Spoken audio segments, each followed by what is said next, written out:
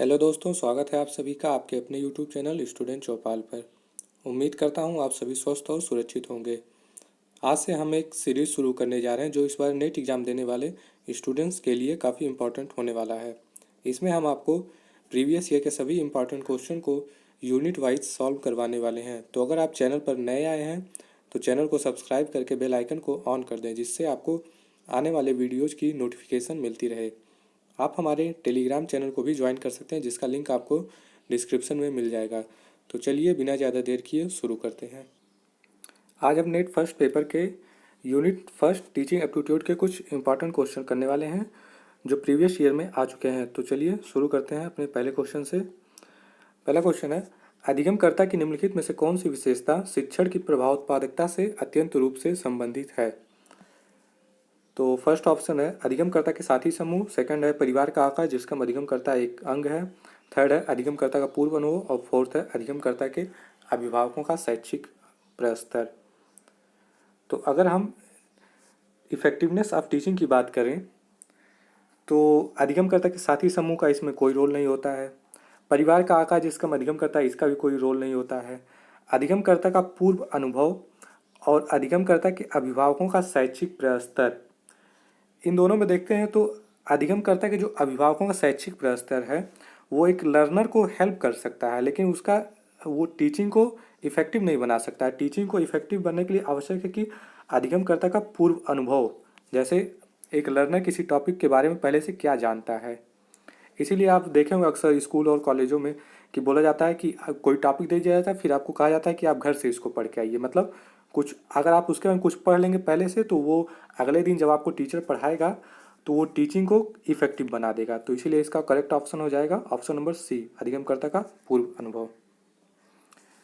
दूसरा क्वेश्चन है, निम्नलिखित में से कौन सा कथन समुच्चय शिक्षण की प्रकृति और उद्देश्य का उत्तम ढंग से विवरण प्रस्तुत करता है।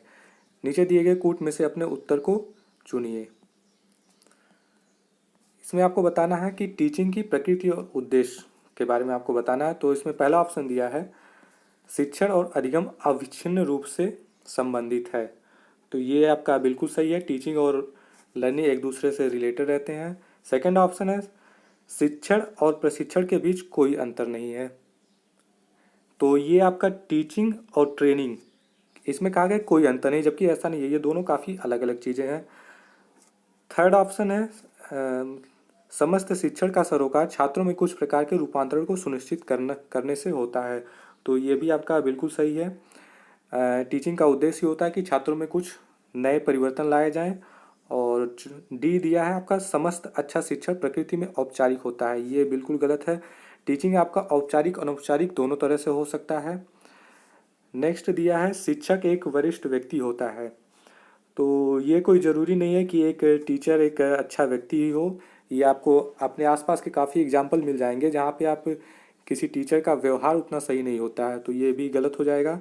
और एफ दिया है शिक्षण एक सामाजिक है जबकि अधिगम एक व्यक्तिगत कृत है, ये भी बिल्कुल सही है। टीचिंग एक सोशल वर्क है जबकि लर्निंग जो होता है वो इंडिविजुअल होता है। तो आपका यहाँ कूट देखेंगे करेक्ट ऑप्शन हो जाएगा इसमें ए, सी और एफ, ये ऑप्शन नंबर ए। इसमें हो जाए आपका ये शिक्षण एक सामाजिक कृत है जबकि अधिगम एक व्यक्तिगत कृत है। सी में आपका हो जाएगा समस्त शिक्षण का सरोकार छात्रों में कुछ प्रकार के रूपांतरण को सुनिश्चित करने से है, और शिक्षण और अधिगम अविच्छिन्न रूप से संबंधित है ये। अगला क्वेश्चन नंबर 3 देखते हैं। नीचे दी गई मूल्यांकन प्रक्रियाओं में से उसकी पहचान कीजिए जिसको निर्माणात्मक मूल्यांकन कहा जाता है। नीचे दिए कूट का प्रयोग करते हुए अपने उत्तर को चुनिए। तो सबसे पहले हम लोग जान लेते हैं कि निर्माणात्मक मूल्यांकन होता क्या है। इसे रचनात्मक मूल्यांकन या आंतरिक मूल्यांकन भी कहा जाता है। तो निर्माणात्मक मूल्यांकन वह होता है जो एक टीचिंग के दौरान ही किया जाता है, जैसे कि आपको टीचिंग के दौरान ही बार बार प्रश्न पूछा जाता है टीचर के द्वारा, या आपको कुछ क्विज दे दिया जाता है उस टाइम करने को। तो इस तरह के जो मूल्यांकन होते हैं वो निर्माणात्मक मूल्यांकन के अंतर्गत आते हैं। तो चलिए कूट देख लेते हैं क्या क्या है। पहला है शिक्षक पाठ्यक्रम का कार्य पूरा करने के बाद छात्रों को ग्रेड देता है, ये आपका गलत हो जाएगा। पाठ्यक्रम के बाद इसमें कहा है, जबकि वो पाठ्यक्रम के दौरान ही ये किया जाता है। दूसरा हो जाएगा, शिक्षक कक्षा में छात्रों के साथ अंतःक्रिया के दौरान सुधारात्मक प्रतिपुष्टि प्रदान करता है, ये आपका बिल्कुल सही हो जाएगा। और तीसरा है, शिक्षक इकाई परीक्षा में छात्रों को अंक देता है, ये भी आपका गलत है। चौथा है, शिक्षक कक्षा में छात्रों के संदेहों को स्पष्ट करता है, तो ये भी बिल्कुल सही हो जाएगा, कक्षा के दौरान ही किया जाता है ये सब। और नेक्स्ट है ई है आपका, छात्रों के समग्र निष्पादन के बाद प्रत्येक 3 माह के अंतर अभिभावकों को रिपोर्ट किया जाता है, ये भी आपका गलत हो जाएगा, इसमें अभिभावकों का कोई लेना देना नहीं है। और एफ हो जाएगा, शिक्षक प्रश्नोत्तर सत्र के माध्यम से अधिगमकर्ता की अभिप्रेरणा में वृद्धि करता है, तो ये भी आपका सही हो जाएगा। तो आपका करेक्ट आंसर हो जाएगा बी, डी और एफ। तो देख लेते हैं कि इसमें है, तो आपका यहाँ ऑप्शन नंबर बी सही हो जाएगा, बी, डी और एफ। चौथा क्वेश्चन देखते हैं क्या दिया है। नीचे दिए गए दो समुच्चयों में से समुच्चय 1 में शिक्षण विधियां इंकित की गई, जबकि समुच्चय 2 में सफलता प्रभावप्रदता की मूल अपेक्षाएं दी गई है। इन दोनों समुच्चयों को सुमेलित कीजिए और नीचे दिए कूट में से अपने उत्तर को चुनिए। तो आपका दिया गया है, पहला दिया गया व्याख्यान देना, इसके सामने है प्रतिपुष्टि सहित लघु पदों में प्रस्तुति, तो इसका कोई मतलब नहीं है। इससे समूह में चर्चा, बड़ी संख्या में विचारों को प्रस्तुत करना, विचार आवेश प्रक्रिया स्पष्ट भाषा में, और अभिक्रमित अनुदेशों को देना। तो इसका आपका जो व्याख्यान देना, तो इसमें हो जाएगा आपका स्पष्ट भाषा में विषय वस्तु का संप्रेषण। व्याख्यान मतलब लेक्चर में आपको एक कोई विषय वस्तु दिया जाएगा जिसमें आपको एक स्पष्ट भाषा में अपनी बात को रखना रहता है। तो समूह में चर्चा में हो जाएगा आपका प्रतिभागियों में प्रकरण आधारित भागीदारी, इसका हो जाएगा 5। और विचारा विवेश प्रक्रिया मतलब जैसे कि नाम से ही स्पष्ट है, विचार विवेश प्रक्रिया, तो इसमें हो जाएगा बड़ी संख्या में विचारों को प्रस्तुत करना। और फिर डी हो जाएगा अभिक्रमित अनुदेशन की पद्धति, तो इसका हो जाएगा आपका प्रतिपुष्टि सहित लघु पदों की में प्रस्तुति, इसका हो जाएगा फर्स्ट। तो ये हो जाएगा, तो ये आप अगर मिलाएंगे देखेंगे तो आपका सही ऑप्शन हो जाएगा ए। अगला क्वेश्चन देखते हैं क्या है। क्वेश्चन नंबर 5, जिसमें अभिकथन दिया समस्त शिक्षण का उद्देश्य अधिगम को सुनिश्चित करना होना चाहिए, और तर्क में दिया है कि समस्त अधिगम शिक्षण का परिणाम होता है। तो अभिकथन तो समस्त टीचिंग का उद्देश्य ही होता है कि लर्निंग को सुनिश्चित करना होना चाहिए, तो आपका सही है। और तर्क में दिया है कि समस्त अधिगम शिक्षण का परिणाम होता है, तो ये आपका गलत है। अधिगम जो है टीचिंग का ही परिणाम नहीं होता है, आप बिना टीचिंग के भी कुछ ना कुछ हमेशा सीखते रहते हैं। तो इसका आपका सही उत्तर हो जाएगा ए सही है, लेकिन आर गलत है, ऑप्शन नंबर ए। बढ़ते हैं अगले क्वेश्चन की तरफ। क्वेश्चन नंबर 6, निम्नलिखित में से कौन प्रभावी शिक्षण में प्रमुख व्यवहार है। तो प्रभावी शिक्षण में प्रमुख व्यवहार, इसका आपको एक की बिहेवियर होता है इफेक्टिव टीचिंग का, तो उसमें आता है आपको लेसन क्लियरिटी आता है, इंस्ट्रक्शनल वैरायटी आता है,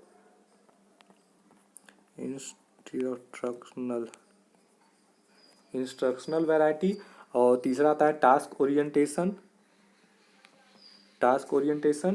और चौथा है स्टूडेंट इंगेजमेंट, और पांचवा आता है सक्सेस रेट आता है। तो इसमें देखेंगे आप लेसन ओरिएंटेशन नहीं है, टास्क ओरिएंटेशन नहीं है, सक्सेस रेट भी नहीं दिया है, बस एक दिया है इंस्ट्रक्शनल वेरिएशन, जिसको अनुदेशनात्मक विविधता भी कहते हैं। तो इसका करेक्ट ऑप्शन हो जाएगा ऑप्शन नंबर ए। ये आप याद कर लीजिएगा, इसमें 5-6 पॉइंट होते हैं, lesson clarity, instructional variety, task orientation, student engagement and success rate, ये आप लोग कहीं लिख लीजिएगा, ये की बिहेवियर ऑफ इफेक्टिव टीचिंग है। बढ़ते हैं अगले क्वेश्चन की तरफ।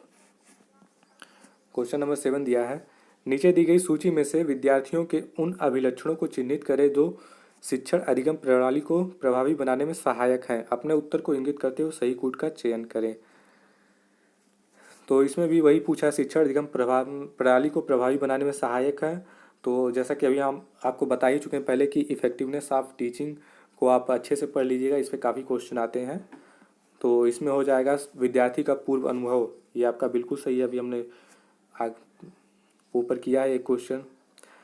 तो विद्यार्थियों की पारंपरिक वंश परंपरा का इससे भी कोई लेना देना नहीं है। तीसरा है विद्यार्थी की अभिक्षमता। तो विद्यार्थी की एबिलिटी कितना है किसी चीज़ को सीखने की, ये भी टीचिंग को इफेक्टिव बनाती है।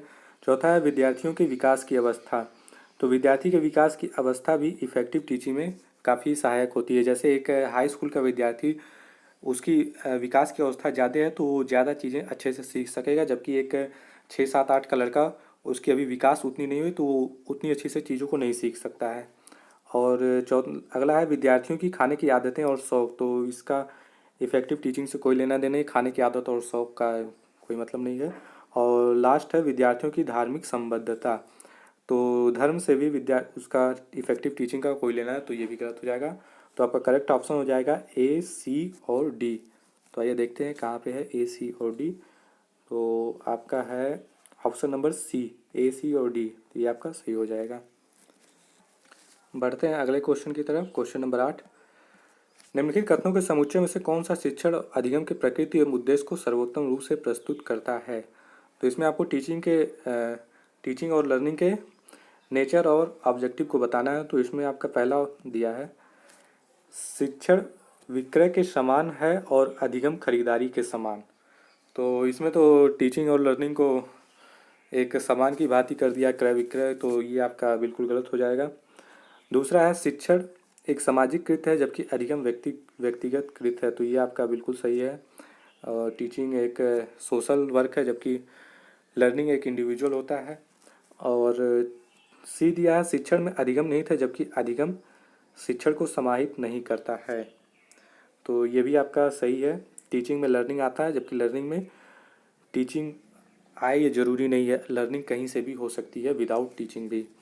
और डी दिया है आपका, शिक्षण एक प्रकार का ज्ञान का अंतरण है जबकि अधिगम इसे प्राप्त करने जैसा है। तो इसमें अगर हम देखें तो शिक्षण एक प्रकार का ज्ञान का अंतरण है, इतना तो सही है, लेकिन ये अधिगम इसे प्राप्त करने जैसा ये गलत है, इसलिए ये पूरा ऑप्शन गलत हो जाएगा। और ई दिया है, शिक्षण एक अंतरक्रिया और प्रकृति में त्रिपदी जबकि अधिगम एक विषय के अंतर्गत सक्रिय कार्य है, ये आपका सही है। तो आपका करेक्ट ऑप्शन हो जाएगा डी, बी, सी और ई, ये आपका करेक्ट ऑप्शन हो जाएगा। बढ़ते हैं अगले क्वेश्चन की तरफ। क्वेश्चन नंबर 9, सभी शिक्षण में अधिगम निहित होता है, ये अभिकथन है। और तर्क में दिया है, अधिगम को उपयोगी होने के लिए उसे आवश्यक रूप से शिक्षण से व्युत्पन्न होना चाहिए। अभी आपको जस्ट बताया कि टीचिंग में अधिगम हो सकता है लेकिन अधिगम में शिक्षण हो ये आवश्यक नहीं है। तो इसमें हो जाएगा आपका ए सही है, आर गलत हो जाएगा। तो इसका करेक्ट ऑप्शन हो जाएगा ऑप्शन नंबर ए सही है लेकिन आर गलत है। बढ़ते हैं अगले क्वेश्चन की तरफ। क्वेश्चन नंबर 10, संकलनात्मक परीक्षणों के आधार पर एक शिक्षक अपने विद्यार्थियों के निष्पादन व्यवहार को उसमें अभिव्यक्त सुव्यवस्थित जीवनशैली के संदर्भ में व्याख्यातित करता है, इसे कहा जाएगा। तो संकलनात्मक परीक्षण मतलब ये आप कह सकते हैं समेटिव इवैल्यूएशन की बात कर रहा है। इसमें ये आपको टीचिंग प्रक्रिया के अंत में किया जाता है। जैसे आपका एग्जाम्पल के तौर पर देख सकते हैं, जो एनुअल आपका एग्ज़ाम होता है ये सब इसमें आ जाएंगे। तो एनुअल एग्ज़ाम में क्या किया जाता है कि आपको एक क्राइटेरिया निर्धारित की जाती है कि जैसे आप 40% मार्क्स लाएंगे तो आप पास माने जाएंगे। तो उसी तरह इसमें बात किया गया है। तो इसमें एक ऑप्शन दिया है, ऑप्शन ए है मानक संदर्भित परीक्षण, ऑप्शन बी निकट संदर्भित परीक्षण, ऑप्शन सी निर्माणात्मक परीक्षण, ऑप्शन डी सतत एवं व्यापक मूल्यांकन। तो वही आपकी संकलनात्मक परीक्षा एक जो क्राइटेरिया निर्धारित कर दिया जाता है कि आपको इतने % से लाएंगे तो आप पास माने जाएंगे, या 50% से ज़्यादा तो बहुत अच्छे माने जाएंगे। तो उसी की बात की गई। तो इसका करेक्ट ऑप्शन हो जाएगा आपका मानक संदर्भित परीक्षण। बढ़ते हैं अगले क्वेश्चन की तरफ। क्वेश्चन नंबर 11, मूल्य शिक्षा का उद्देश्य निम्नांकित में से किस पर संकेंद्रित कर अच्छी तरह से पूरा किया जा सकता है। ऑप्शन ए समाज में व्याप्त सांस्कृतिक प्रथाओं से, ऑप्शन बी किसी सामाजिक समूह द्वारा निर्धारित आचरण के मानकों से, ऑप्शन सी मानवीय मूल्यों के प्रति संवेदना से, ऑप्शन डी धार्मिक तथा नैतिक व्यवहार तथा अनुदेशन से।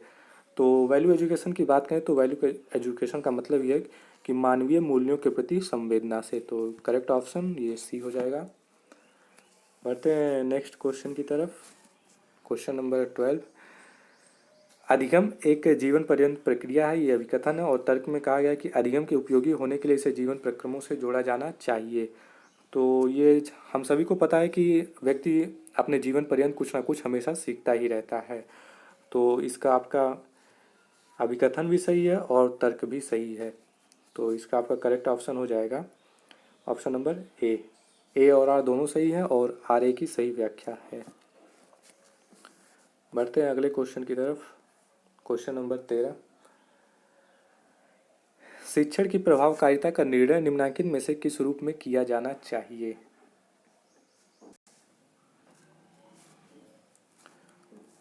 ऑप्शन ए है विषय वस्तु के आच्छादन के आधार पर, ऑप्शन बी है छात्रों की अभिरुचि के आधार पर, ऑप्शन सी है छात्रों के अधिगम परिणामों के आधार पर, और ऑप्शन डी है कक्षा में शिक्षण सहायक सामग्रियों के उपयोग के द्वारा। तो शिक्षण की प्रभावकारिता का निर्णय छात्रों के अधिगम परिणामों के आधार पर किया जाता है। जैसे आप देखें, अगर ज़्यादा से ज़्यादा लोग ज़्यादा चीज़ें सीख रहे हैं और उनके आउटकम भी ज़्यादा अच्छे आ रहे हैं तो उस शिक्षण को प्रभावकारी माना जाता है। तो इसका करेक्ट ऑप्शन सी हो जाएगा। अगला क्वेश्चन है क्वेश्चन नंबर 14। निम्नलिखित में से किस शिक्षण विधि में शिक्षार्थियों की भागीदारी को इष्टतम तथा पहलकारी बनाया जा सकता है? ऑप्शन ए है परिचर्चाओं की विधि में, ऑप्शन बी है युग्मित वार्ता सत्र की विधि में, ऑप्शन सी है विचार वेश सत्र की विधि में, ऑप्शन डी परियोजना विधि है। तो इसका करेक्ट ऑप्शन हो जाएगा आपका ऑप्शन नंबर डी परियोजना विधि में, जिसे प्रोजेक्ट मेथड भी कहते हैं। इसमें होता है क्या कि लर्नर को कोई प्रोजेक्ट दे दिया जाता है तो उसमें लर्नर अपनी ज़्यादा से ज़्यादा पार्टिसिपेशन करता है और ज़्यादा से ज़्यादा चीज़ों को सीखता है। तो ये आपका ऑप्शन डी सही आंसर हो जाएगा। बढ़ते हैं नेक्स्ट क्वेश्चन की तरफ। Question number 15। शिक्षण प्रभावकारिता को प्रभावित करने वाला एक सर्वाधिक शक्तिशाली कारक किससे संबंधित है? ऑप्शन ए देश की सामाजिक व्यवस्था से, ऑप्शन बी समाज की आर्थिक स्थिति से, ऑप्शन सी विद्यमान राजनीतिक व्यवस्था से, ऑप्शन डी शैक्षणिक व्यवस्था से। तो इसका आपका करेक्ट ऑप्शन हो जाएगा ऑप्शन नंबर डी शैक्षणिक व्यवस्था से। अगर शैक्षणिक व्यवस्था सही है तो आपकी टीचिंग भी काफ़ी ज़्यादा प्रभावकारी हो जाती है। बढ़ते हैं अगले क्वेश्चन की तरफ। Question number 16।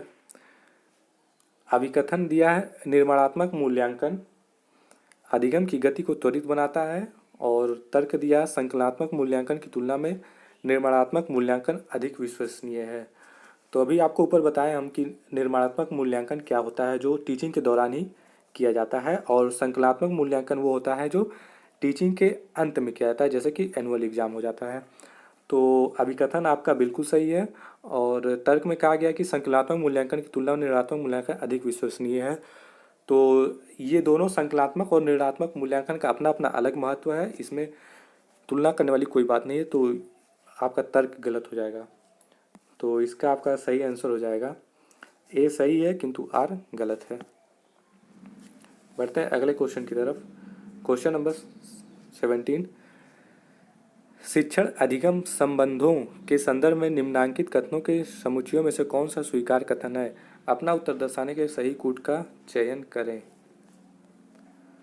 तो इसमें दिया है, पहला दिया है जब छात्र किसी परीक्षा में असफल होते हैं तो वह शिक्षक है जो असफल होता है।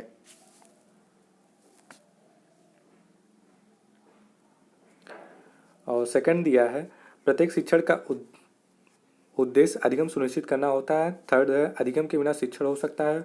फोर्थ है शिक्षण के बिना कोई अधिगम नहीं हो सकता है। एंड 5 है कोई शिक्षक शिक्षण करता है किंतु वह सीखता भी है। एंड 6 दिया है वास्तविक अधिगम का अभिप्राय कंठस्थ किया जाने वाला अधिगम है। तो देख लेते हैं कौन सा सही है। तो पहला दिया है जब छात्र किसी परीक्षा में असफल होता है तो वह शिक्षक है जो असफल होता है। ये बिल्कुल सही है। अगर किसी एग्ज़ाम में ज़्यादातर छात्र फेल हो जाते हैं तो इसका मतलब ये है कि उनको टीचिंग सही से नहीं दिया गया है, तो इसलिए शिक्षक को भी असफल माना जाता है। तो पहला ऑप्शन सही हो जाएगा आपका। दूसरा दिया है प्रत्येक शिक्षण का उद्देश्य अधिगम सुनिश्चित करना होता है। तो ये भी आपका सही हो जाएगा। टीचिंग का ऑब्जेक्टिव ही है लर्निंग को सुनिश्चित करना। एंड थर्ड दिया है अधिगम के बिना शिक्षण हो सकता है, मतलब लर्निंग के बिना टीचिंग हो सकता है। तो ये भी आपका सही है। एक अगर टीचर आके क्लास में टीचिंग दे रहा है और जो लर्निंग होता है वो इंडिविजुअल होता है, तो आप कितना सीख रहे हैं या नहीं सीख रहे हैं ये आप पे डिपेंड करता है। तो ये भी आपका बिल्कुल सही हो जाएगा। चौथा दिया शिक्षण के बिना कोई अधिगम नहीं हो सकता है, तो ये आपका गलत है। अभी आपको हम ऊपर बता चुके हैं कि लर्निंग जो है विदाउट टीचिंग भी हो सकता है। लर्निंग के लिए आवश्यक नहीं है कि टीचिंग ही किया जाए। और पांचवा दिया है कोई शिक्षक शिक्षण करता है किंतु वह सीखता भी है, ये भी आपका बिल्कुल सही है। एक अच्छा टीचर वही माना जाता है जो टीचिंग के साथ साथ हमेशा कुछ ना कुछ सीखता भी रहता है। एंड सिक्स दिया है वास्तविक अधिगम का अभिप्राय कंठस्थ किया जाने वाला अधिगम है, तो ये आपका बिल्कुल गलत है। तो आपका सही हो जाएगा, 5 सही है, थर्ड सही है, एंड सेकंड सही है और फर्स्ट सही है। तो 1 2 3 और 5 ये देख लेते हैं किस में है। तो 1 2 3 और 5 ये ऑप्शन नंबर आपका बी सही है। नेक्स्ट क्वेश्चन देखते हैं, क्वेश्चन नंबर 18। शिक्षण की प्रभावकारिता में योगदान देने वाले सकारात्मक कारकों वाले विकल्प का चयन कीजिए। तो इसमें आपको दिया, पहला दिया है अध्यापक को विषय ज्ञान, तो ये बिल्कुल सही है कि एक टीचर जितना ज़्यादा अपने विषय के बारे में जानेगा उतने अच्छे से लोगों अपने स्टूडेंट को समझा सकेगा। दूसरा दिया है अध्यापक की सामाजिक आर्थिक पृष्ठभूमि, तो ये आपका गलत हो जाएगा। इसमें इफेक्टिव टीचिंग में इसका कोई रोल नहीं होता है। अध्यापक का संप्रेषण कौशल, तो ये भी आपका बिल्कुल सही है। एक टीचर जितनी अच्छी से अपनी बातों को अपने स्टूडेंट तक पहुंचा पाएगा वो इफेक्टिव टीचिंग में उतना ही अच्छा माना जाता है। चौथा दिया है विद्यार्थियों को संतुष्ट करने की अध्यापक की योग्यता, ये भी आपका गलत हो जाएगा। पांचवा है विद्यार्थियों के साथ अध्यापक का व्यक्तिगत संपर्क, तो ये भी आपका गलत हो जाएगा। एक टीचर का व्यक्तिगत संपर्क विद्यार्थियों से ये गलत माना जाता है। और पांचवा है कक्षा संव्यवहार के संचालन और अनुश्रवण में अध्यापक की क्षमता, तो ये आपका बिल्कुल सही हो जाएगा। एक क्लासरूम को मैनेज और मॉनिटरिंग करने में एक अच्छे तरह से अगर मैनेज किया जाए तो वो इफ़ेक्टिव टीचिंग को काफ़ी ज़्यादा बढ़ा सकता है। तो आपका करेक्ट ऑप्शन हो जाएगा ए, सी और एफ। तो आइए देख लेते हैं किस में है। तो आपका करेक्ट आंसर हो जाएगा ऑप्शन नंबर डी, ए, सी और एफ। अगला क्वेश्चन देखते हैं, क्वेश्चन नंबर 19। शिक्षण संबंधी सहायक उपकरणों की उपयोगिता के औचित्य का आधार है, मतलब जो शिक्षण संबंधी जो टीचिंग एड्स होते हैं उनका यूज क्यों किया जाता है टीचिंग में, तो इसको बताना है आपको। तो करेक्ट ऑप्शन है आपका फर्स्ट ऑप्शन है कक्षा में विद्यार्थियों का ध्यान आकर्षित करने के लिए। और दूसरा ऑप्शन है कक्षा में अनुशासनहीनता की समस्या को कम करने के लिए। तीसरा है विद्यार्थियों के अधिगम परिणाम को इष्टतम करना। और चौथा है अधिगम कार्यों में विद्यार्थियों को प्रभावी ढंग से लगाना। तो टीचिंग में टीचिंग एड्स यूज करने का मेन पर्पज़ यही होता है कि उसमें विद्यार्थियों के अधिगम परिणामों को इष्टतम किया जाए। कैसे एक टीचर अपने स्टूडेंट को ज़्यादा से ज़्यादा चीज़ों को सिखा सकता है, वो टीचिंग एड्स के द्वारा। तो इसका करेक्ट ऑप्शन हो जाएगा ऑप्शन नंबर सी। बढ़ते हैं अगले क्वेश्चन और आज के लास्ट क्वेश्चन की तरफ, जिसमें आपको मैचिंग करना है। तो देख लेते हैं, मूल्यांकन पढ़ाई कीजिए, सेट ए के मदों को सेट 2 के मदों के साथ सुमेलित कीजिए, सही कूट का चयन कीजिए। तो आपका इधर दिया मूल्यांकन दिया है सेट ए में, और सेट 2 में उनसे रिलेटेड कुछ वाक्य दिए गए हैं। तो देखते हैं, पहला दिया है रचनात्मक मूल्यांकन। तो रचनात्मक मूल्यांकन ऊपर आपको बता चुके हैं हम पहले ही कि ये टीचिंग के दौरान ही किया जाता है।